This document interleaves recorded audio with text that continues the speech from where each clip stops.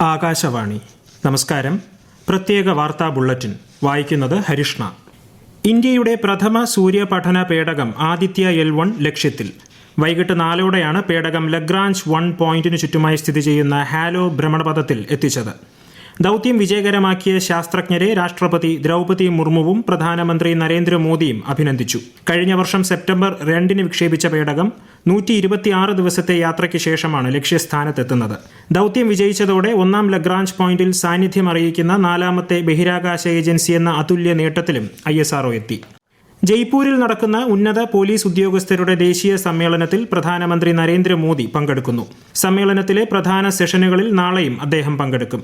3 ദിവസത്തെ സമ്മേളനത്തിൽ സൈബർ കുറ്റകൃത്യങ്ങൾ, ഭീകരവിരുദ്ധ നടപടികൾ, ജയിൽ പരിഷ്കരണം തുടങ്ങി സുപ്രധാന വിഷയങ്ങളാണ് ചർച്ച ചെയ്യുന്നത്. കേന്ദ്രമന്ത്രി സ്മൃതി ഇറാനി 2 ദിവസത്തെ സന്ദർശനത്തിനായി നാളെ സൗദി അറേബ്യയിലെത്തും. കേന്ദ്ര സഹമന്ത്രി V മുരളീധരനും ഒപ്പമുണ്ടാകും. 2024-ലെ ഉഭയകക്ഷി ഹജ്ജ് ഉടമ്പടി ഒപ്പുവയ്ക്കുന്നതിനും കൈമാറുന്നതിനുമുള്ള പ്രതിനിധി സംഘത്തെ കേന്ദ്രമന്ത്രി നയിക്കും. സൗദി അറേബ്യയിലെ ഹജ്ജ് ഉംറ കാര്യമന്ത്രി ഡോക്ടർ തൗഫീഖ് ബിൻ ഫൗസാൻ അൽ റബിയയുമായി മന്ത്രി ഉഭയകക്ഷി കൂടിക്കാഴ്ച നടത്തും. വികസിത് ഭാരത് സങ്കൽപ് യാത്രയുടെ കേരളത്തിലെ വിവിധ പരിപാടികളിൽ കേന്ദ്രമന്ത്രിമാരായ S ജയശങ്കറും ഹർദീപ് സിംഗ് പുരിയും പങ്കെടുത്തു. ശ്രീ ജയശങ്കർ തിരുവനന്തപുരം കവടിയാറിലും ശ്രീ ഹർദീപ് സിംഗ് പുരി പാലക്കാട് കാഞ്ഞിരപ്പുഴ പഞ്ചായത്തിലുമാണ് പങ്കെടുത്തത്. സംസ്ഥാന സ്കൂൾ കലോത്സവത്തിൽ 640 പോയിന്റുമായി കണ്ണൂർ ജില്ല മുന്നേറ്റം തുടരുന്നു. 625 പോയിന്റുമായി കോഴിക്കോട് 2-ാം സ്ഥാനത്തും 623 പോയിന്റുമായി പാലക്കാട് 3-ാം സ്ഥാനത്തുമാണ്. ആതിഥേയരായ കൊല്ലത്തിന് ഇതുവരെ 602 പോയിന്റാണ് നേടാനായത്. കലോത്സവത്തിൽ പങ്കെടുക്കാനെത്തുന്ന കുട്ടികൾ നേരിടുന്ന മാനസിക സംഘർഷങ്ങളും വെല്ലുവിളികളും പരിഹരിക്കാൻ കൌൺസിലിംഗ് സേവനങ്ങളുമായി വനിതാ ശിശുവികസന വകുപ്പ്. ജില്ലാ ശിശു സംരക്ഷണ യൂണിറ്റിന്റെ ആഭിമുഖ്യത്തിൽ കലോത്സവത്തിന്റെ എല്ലാ വേദികളിലും വിവിധ ശിശു സംരക്ഷണ സേവനങ്ങളും ലഭ്യമാക്കിയിട്ടുണ്ട്. സേവനങ്ങൾ രാവിലെ 9:30 മുതൽ ലഭ്യമാണ്. ഉപരാഷ്ട്രപതി ജഗദീപ് ധൻകർ ഇന്ന് ഹിമാചൽ പ്രദേശ് സന്ദർശിച്ചു. ഹിമാചലിന്റെ 500-ാം ഉന്നത വിദ്യാഭ്യാസ കേന്ദ്രത്തിന്റെ ഉദ്ഘാടന ചടങ്ങിൽ അദ്ദേഹം മുഖ്യ അതിഥിയായി. ഹമീർപൂരിലെ നാഷണൽ ഇൻസ്റ്റിറ്റ്യൂട്ട് ഓഫ് ടെക്നോളജിയിലെ വിദ്യാർത്ഥികളുമായി വികസിത ഇന്ത്യയിൽ യുവാക്കളുടെ പങ്ക് 2047 എന്ന വിഷയത്തിൽ അദ്ദേഹം സംവദിച്ചു.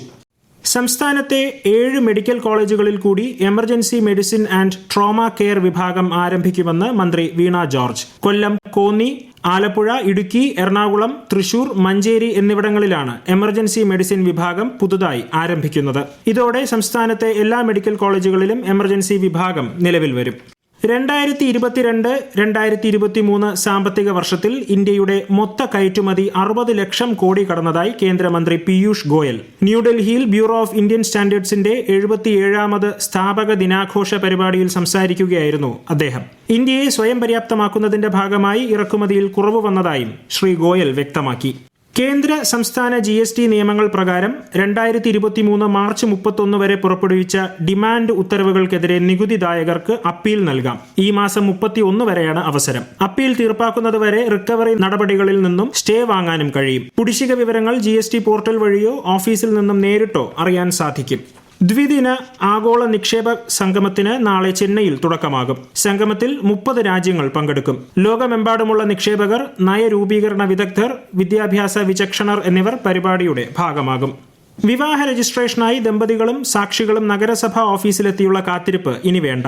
സ്മാർട്ട് ആപ്ലിക്കേഷനിൽ ആദ്യമായി KYC സംവിധാനം ഉപയോഗിച്ച് വിവാഹ രജിസ്ട്രേഷൻ നടത്തി കോഴിക്കോട് കോർപ്പറേഷൻ. സംസ്ഥാനത്ത് എറണാകുളം, ഇടുക്കി, പാലക്കാട് ജില്ലകളിൽ നാളെ മഞ്ഞ ജാഗ്രത പ്രഖ്യാപിച്ചു. ഒറ്റപ്പെട്ട ശക്തമായ മഴയ്ക്കുള്ള സാധ്യതയാണ് പ്രവചിക്കപ്പെട്ടിരിക്കുന്നത്. ലക്ഷദ്വീപിൽ ചക്രവാത ചുഴി നിലനിൽക്കുന്നതിനാൽ ഒറ്റപ്പെട്ട സ്ഥലങ്ങളിൽ ഇടിമിന്നലോടുകൂടിയ ശക്തമായ മഴയ്ക്കും സാധ്യതയുള്ളതായി മുന്നറിയിപ്പുണ്ട്. അണ്ടർ-19 ത്രിരാഷ്ട്ര ഏകദിന ക്രിക്കറ്റ് ടൂർണമെന്റിൽ ദക്ഷിണാഫ്രിക്കയ്ക്കെതിരെ ഇന്ത്യയ്ക്ക് 257 റൺസ് വിജയലക്ഷ്യം. ടോസ് നേടിയ ഇന്ത്യ ദക്ഷിണാഫ്രിക്കയെ ബാറ്റിംഗിന് അയക്കുകയായിരുന്നു. കേരളവും ഉത്തർപ്രദേശും തമ്മിൽ നടക്കുന്ന രഞ്ജി ട്രോഫി മത്സരത്തിന്റെ 2-ാം ദിവസമായ ഇന്ന് ഉത്തർപ്രദേശ് 1-ാം ഇന്നിംഗ്സിൽ 302 റൺസിന് പുറത്തായി. മറുപടി ബാറ്റിംഗിനിറങ്ങിയ കേരളം കളി അവസാനിക്കുമ്പോൾ 6 വിക്കറ്റ് നഷ്ടത്തിൽ 220 റൺസ് എന്ന നിലയിലാണ്. ആലപ്പുഴ SD കോളേജ് മൈതാനത്താണ് മത്സരം. പ്രത്യേക വാർത്താ ബുള്ളറ്റിൻ കഴിഞ്ഞു. അടുത്ത വാർത്താ പ്രക്ഷേപണം നാളെ രാവിലെ 6:45-ന്.